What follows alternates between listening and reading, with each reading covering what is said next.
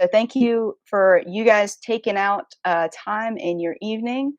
You could be anywhere right now, but you've chosen to be here with us. And so we are happy to see you and so glad to have you. Grant's going to do a little rundown on what the evening's going to look like.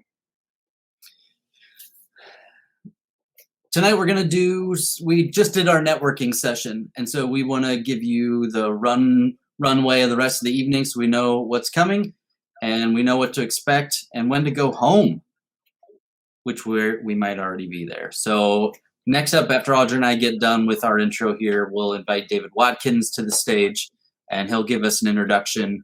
When he is finished up, the team presentation will happen. And while the judges deliberate, Tyler Drosty will come up and do our second presentation of the evening. We'll invite the judges back up to give their judges feedback to the team, and we'll wrap it up and head on home. If at any time during the night you want to chat or communicate, you're welcome to do so over on the right-hand side in the chat feature online at #StartupEVV. We want to introduce and recognize our judges, Eric Steele, Donna Crooks, and Pat Heck. We appreciate their time this evening and giving the feedback. It sounds like we have some veteran judges here, and we thank you for being here this evening, and we thank you for bringing your wisdom and experience to the team. Letting everyone know on the same page that we have 3 pieces of judging criteria and an addition at the end. Their validation, execution, design, and business model. Validation is all about what did the potential customer say and how have you used that to inform what you're presenting this evening.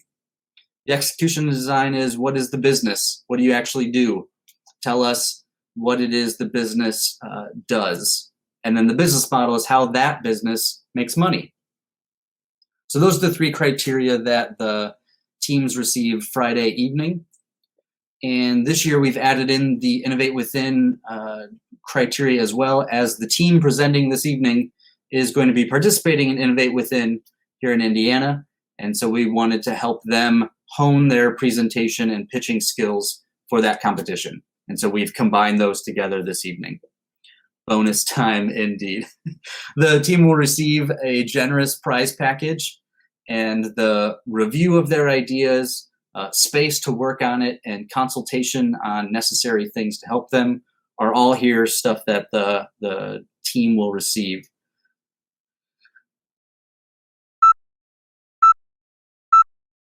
All right, ready for it. All right, I'll start the timer in 3, 2, 1. As a parent, have you ever lost track of your child in a public place such as a store or amusement park? Don't you wish you had a bird's eye view of your family? I remember when I was a kid, my family and I took a trip to Disney World. As you can see here, me and my younger 3 brothers. When we were getting on a ride, my parents looked back and my brother wasn't with us. My mom started to sob and it was immediate panic. We spent hours trying to find him and thankfully we finally did.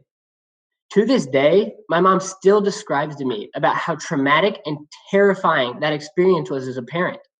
I never want to see my mom like that again.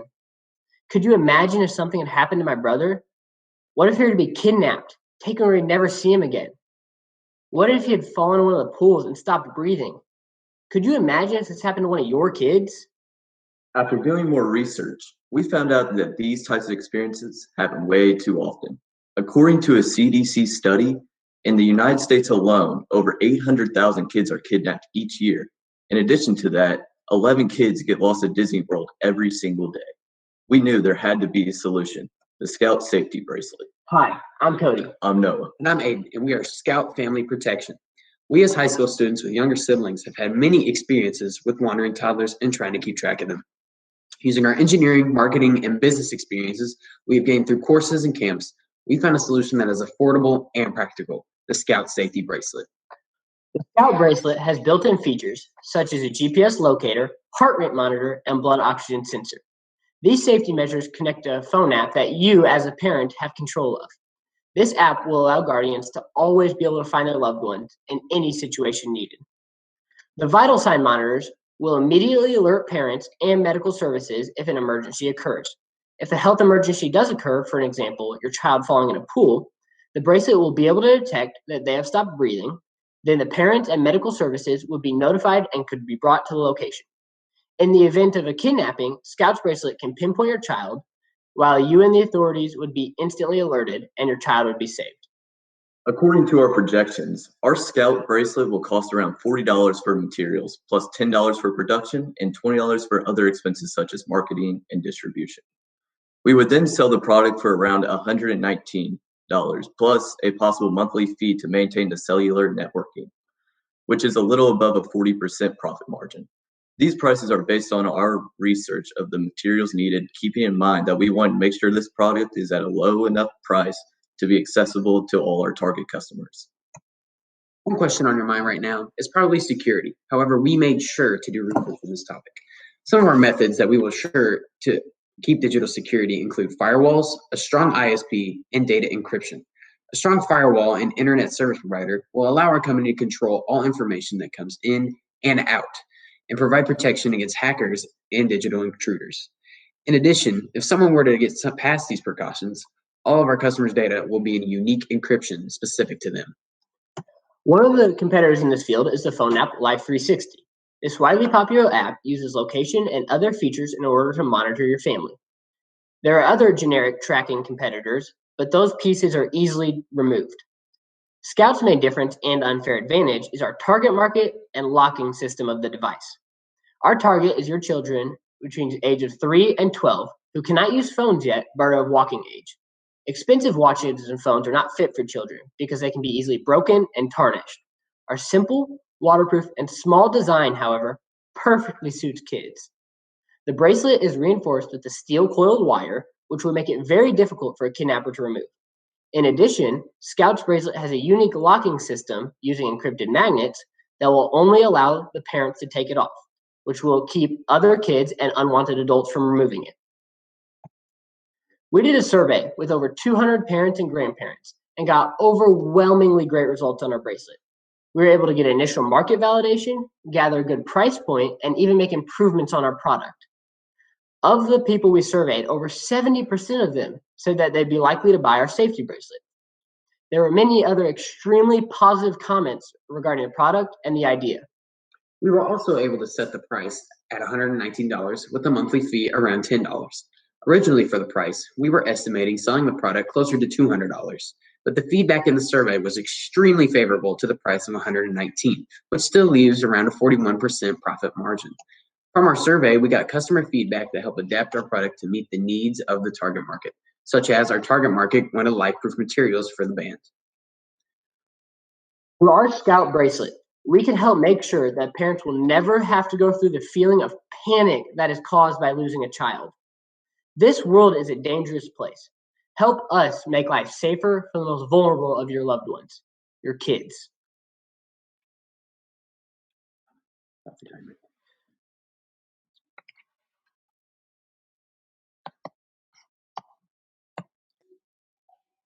Well, thank you, guys. All right, so I'm not sure how long we have for questions, but my first question is a simple one, and that is, you mentioned a monthly fee of $10. I assume that's per bracelet, so if a family had 3 or 4 kids, they'd pay $10 per kid. Correct, for the yes. bracelet. Yeah, correct. $10 per for always constant service fee, but then we could also do a family package, which we haven't come to the discounted price, but if a family wanted to buy 3, 4, 5 bracelets for their family, it could be cheaper. Yeah. And the 40% margin you've referenced, it wasn't clear to me if that was including your marketing costs. I assume it's not, but I thought I would ask. We did include costs for marketing and distribution. Okay.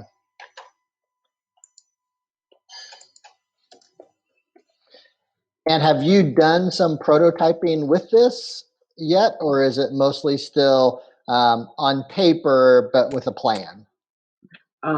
It's much more of on paper with a plan. I personally have been messing with some CAD software, trying to get up kind of a mock prototype of maybe just the physical elements before we incorporate some software, because that is a little out of my expertise. But at the moment, it's more prototype than physical model. Okay. And you mentioned the need for an ISP. I assume that you would probably use a cellular network, or is there another idea? Okay. Correct. Yeah, cellular network. So kind of based on an IoT model for the data plan for the bracelet. Is that right? Correct. Yes. But it's the bracelet itself that's actually communicating directly to the cellular network. Yes. Bracelet to cellular network and back to the phone app. I gotcha. Okay. I did have a question about the bracelet. You said that it cannot be cut. So how, I guess, is it waterproof if they were to go swimming or take showers? Yeah, it's waterproof. Our goal is to make it durable because kids are always rolling around in the dirt, playing around, and we want to make sure that it won't break. Yes, it is waterproof. It'll have a silicone rubber mix outside material that'll keep all electronics safe. So as the child grows, would the parent have to buy another bracelet? Because that's one of the things. Yeah, that's one of the things we're kind of contemplating on right now is whether to make the bracelet adjustable. We're trying to, yeah, that's one of the things we're going back on is adjustable bracelet, or you can order different sizes. That's what. And in terms of competitive advantage, you mentioned a couple other competitors that do similar things. What's to prevent them from saying, great idea with the Steele bracelet, I'm going to do that, and they're already selling in the market, and just take your idea and go with it? So that's one of the things is we have to be able to three things. Most all GPS trackers currently don't do vital sign monitoring. Those are typically there are vital sign monitors or there's GPS trackers. So that's one advantage. And then the other two are how to remove the bracelet.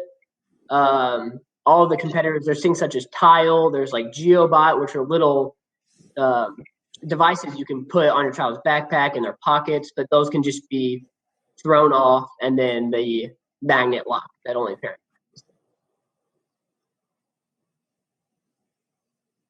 Pat, you're muted. I'm not familiar with GeoBot. Is it more like a tile tracker where it needs a phone nearby, or is it actually communicating to a network? The GeoBot is a network. It's a device about this big, and it has a carabiner that you attach to their jean loop or their backpack loop. Gotcha. Okay. Yeah.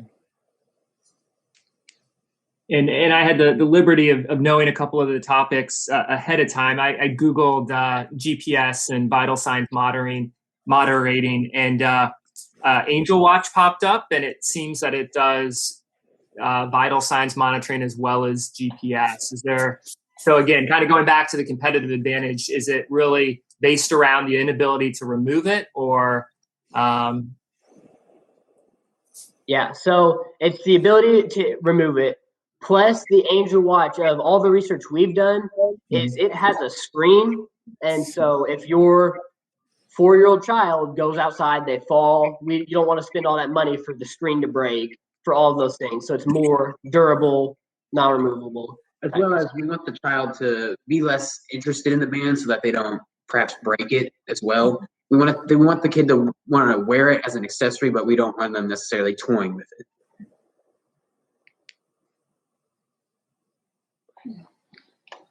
Just curious, what is the price of the Angel Watch? The Angel Watch is $150 right now. Okay. And is there also a monthly fee with it as well? Yeah, I believe so. Yeah, there's a monthly fee because it uses cellular. Yeah.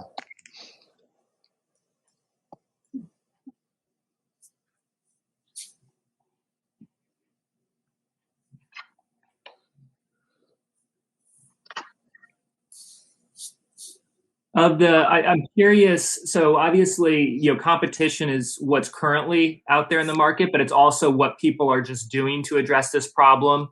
Yeah. It might be something completely different. So out of the people you surveyed that found this as a kind of a critical need, are they just living in constant fear, or what are they currently doing to try to address the problem that your watch fixes?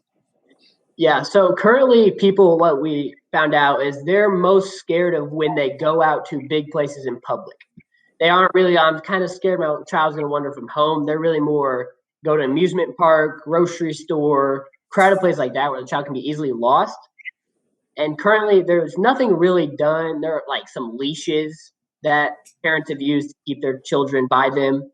And places like Disney, you have to have a specific key card to go in certain rooms and doors and areas like that.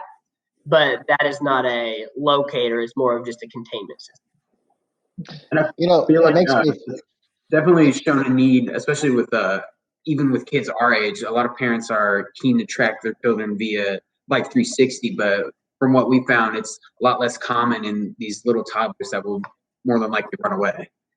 You know, one of the things I think about as you guys are describing it, and that the place where the biggest fear is to be the Disney worlds and those sorts of places, there may be a rental model. Yeah. Yes. You know, if you only really make one trip a year, or a couple of trips a year, you know, maybe it's, you know, you rent it for $20 for the week or something as a way to track your kids, rather than buying it and having it for the whole year, even though you only use it. You know, like I would have wanted that for my kids at the fall festival. You know, when they were little, right? That would be a great event to have it at. But for a lot of the year, you know, probably not quite as much. So kind of like a rental model too. Yeah, definitely. That's one of the things we were keeping in mind. So are the parents able to take it off and on? Because I'm kind of like that. I don't know that I'd want them to have it on all the time, but when I go out and would take them somewhere, I think it would be great thing to have. Is it that flexible, or do the children have to wear it 24/7? Yes, definitely. That was one of our key things we want to do. We wanted something that would be secure on the child, but we also definitely wanted the parent to be able to take off the bracelet, and that will be done via the app. We're still kind of looking into how the band will talk to the phone to get that to happen, but it's definitely something we're interested in. And I know when I was surveying people, I found a lot of their ethic problems were about the band being on 100% of the time, and that they wanted their child to have this option off on.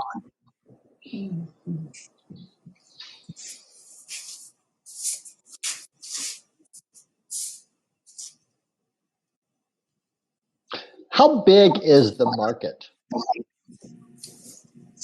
So we don't have any of the, so we don't have any of the specific numbers, but there are like these fitness watches for adults is one of the biggest things, and growing now is Life 360, and that was I think that passed a couple 100 million users the previous year. I don't remember the specific number, but it was Life 360 is growing rapidly, but there's nothing really sustainable in the market between infants and All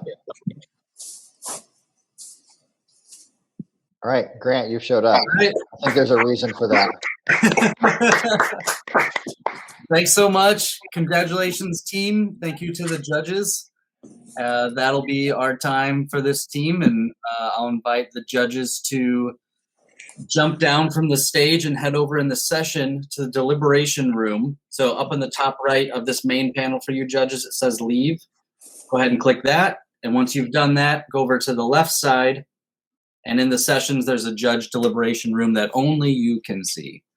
So over there on the left for the judges, when you click sessions judges, that session area has a deliberation area. Awesome. Team, come back up.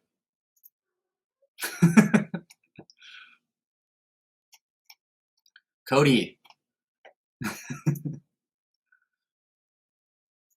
there. What? Woohoo! Thank you. You did it! Congratulations, guys. Congratulations. Lots of work went into the weekend. Oh, yes, definitely. And lots of feedback and so many people throwing so much at you. As we invite the judges down, I'd like to do a special welcome and thank you and congratulations to the teams. You are our team this weekend. And so as you finish up startup weekend, we know that you have more to go to, so it's in preparation. Congratulations, though, on your startup weekend experience. Yeah, thank you all, organizers and judges. Your insight was so valuable this weekend, and it helped us out so much. It was awesome. I know we had a good time. We'll have our speaker come up while judges give you guys feedback. They'll come back up, and then we'll do a closing. So we'll see you guys back here in a little bit. All right, sounds good. All right. So the judges have had a chance to have some conversation in the deliberation session. And Grant, I think we're ready to bring them back up, right? We are. We'll invite Pat to come up and the team, Cody, Aiden, Noah. Please also click the link to go to the backstage so we can bring you on stage. And yes, we'd like to bring you all up. Pat as well. Were you guys getting in character? Awesome. So yeah, we'll invite you judges. We'll give you the floor. Team, go ahead and take notes. You don't have to respond. You don't need to respond. You're just taking notes and getting the feedback. And I will not speak for the judges, but if you'd like to connect more with the judges afterwards, I'm guessing they are happy to do so, but that's up to them. So I will leave, and judges, you have the floor. Okay, guys. Well, we just wanted to say that we thought you did a very good job with the presentation. You were well organized. You identified the problem very well with a solution. You identified your target market. And I'll have to tell you, your example really drew me into your presentation, because I had an experience when my son was 6 years old where I lost him at the mall. So you had me at the very beginning. I was very interested in what you had to say and what your solution was. However, we talked, and we were wondering about the tracking system, if it might be better if it were more focused towards the parents wanting to track their children, like at public events, like when they take them to those entertainment places, more than on kidnapped children and missing children. So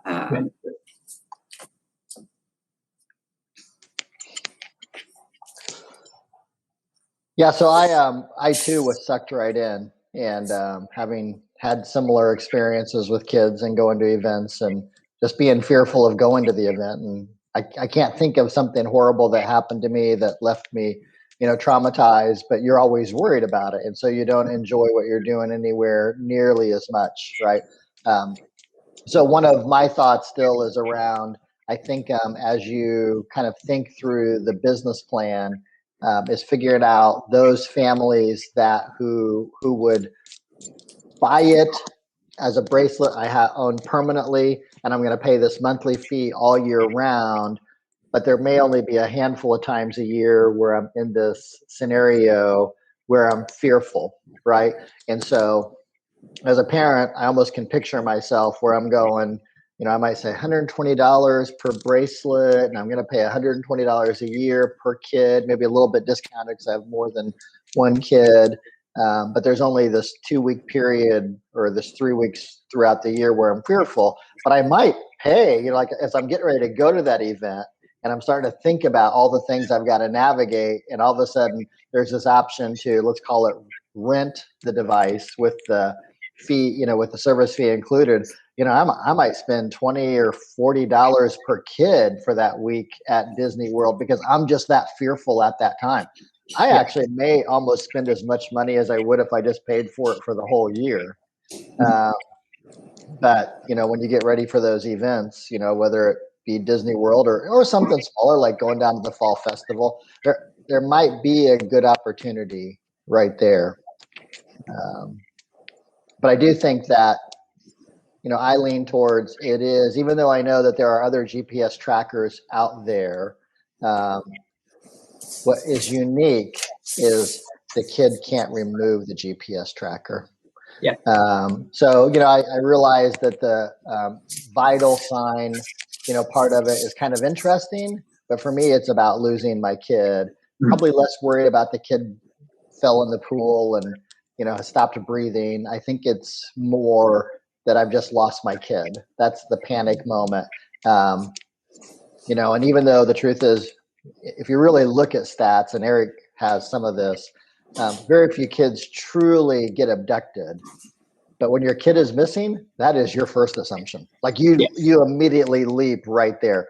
My kid has been abducted by a sex trafficker, right? That's the immediate, leap that you make as a parent, because that's just how parenting works.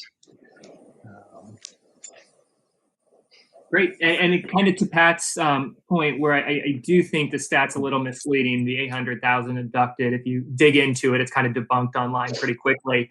I do think that telling people how many parents potentially have this fear, so to be able to get up and in the problem articulate that there's 5 million parents with kids between the age of 3 to 7, at least defines the scope of the problem above and beyond the actual abductions per year. So it shows that it's a big problem. There's a big market for it, which is always appealing to any investor or somebody judging you. Yeah. And then, checking through the other components, the validation, the cost, the team, you guys really checked all those boxes fairly well. The only other kind of box that we kind of kept coming back to was the competitive advantage piece of it. I would definitely include Angel Watch as a competitor. I know it's not as appealing because it checks a lot of the same boxes, but you don't want a judge, doing a quick Google search and seeing that you're kind of leaving off some of the main competition.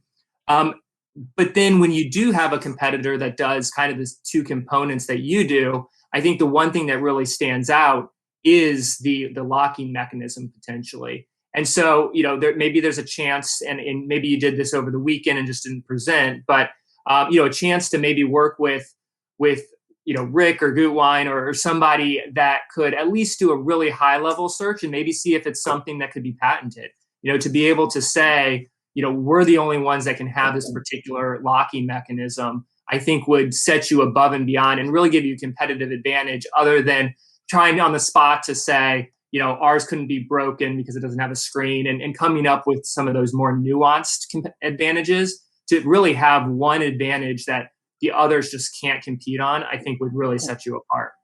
Okay.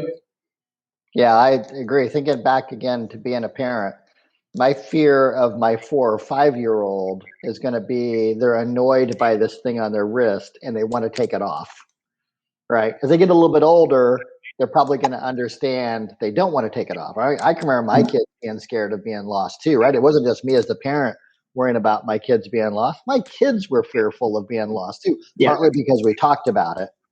But when they're younger, I can see being annoyed and wanting to take it off, and have the ability to say they can't take it off is pretty nice.